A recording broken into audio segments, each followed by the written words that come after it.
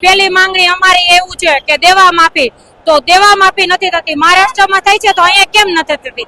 અમે એક સરહદે રહીએ છીએ તો ખેડૂતને એની કિંમત કેમ નથી મળતી? પોષણક્ષમ ભાવ નથી મળતા. પછી વીજ લાઈનના થાંભલા જ્યાં આવે ત્યાં નાખી દે તો ખેડૂતોની જમીનની કોઈ કિંમત નથી રહેતી. તો આ તાનાશાહીની સરકાર છે એટલે આજે ખેડૂતો બહાર આવ્યા છે.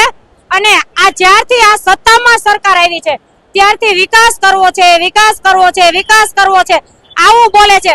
પણ વિકાસ કોનો કર્યો છે? ગુંડાઓનો, ભ્રષ્ટાચારીઓનો, બળાત્કારીઓનો અને હરામખાયા નેતાઓનો વિકાસ કર્યો છે.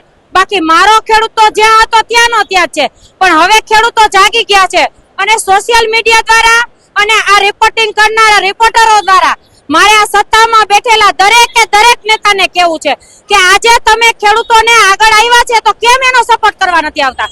જ્યારે તમારે વોટ જોતા હોય ત્યારે ભિખારીની ઘોડે વોટ લેવા આવી જાવ છો.